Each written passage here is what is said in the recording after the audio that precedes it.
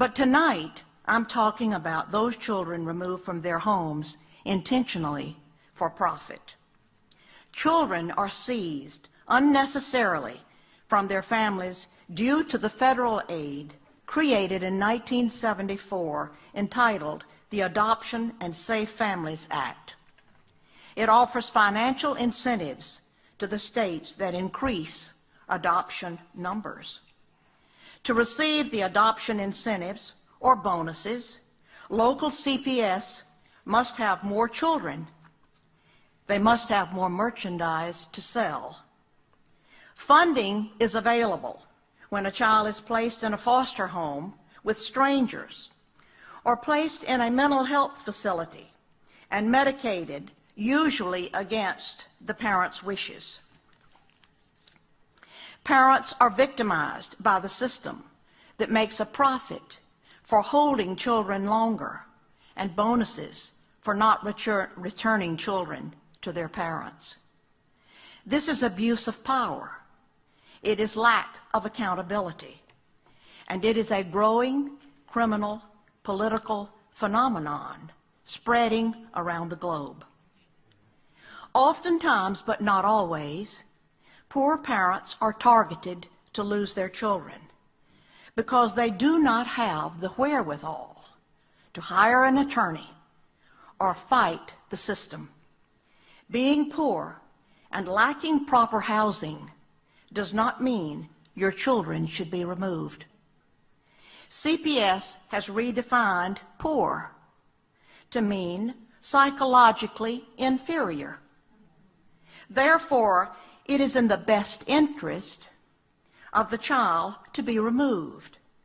Best interest, of course, has also been redefined at the child's expense.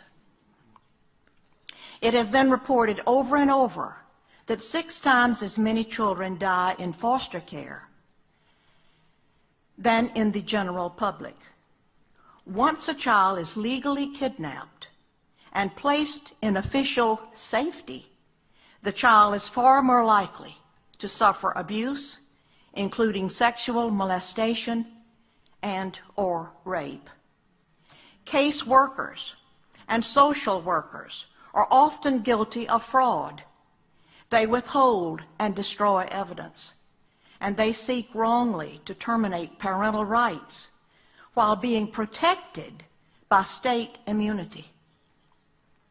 There is a huge bureaucracy made up of judges, court-appointed attorneys, guardian ad litems, social workers, state employees, court investigators, therapists, psychologists, psychiatrists, foster parents, adoptive parents, and on, who are looking to the children in state care for their job security.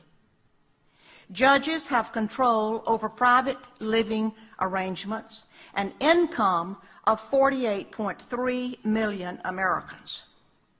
The United States Census Bureau reported in 2002 that 40 billion in transfer payments were made between households of custody parents and other parents.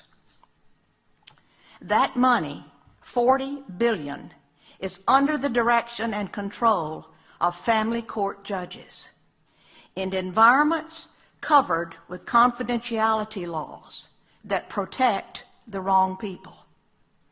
Fathers are victims of this unjust system.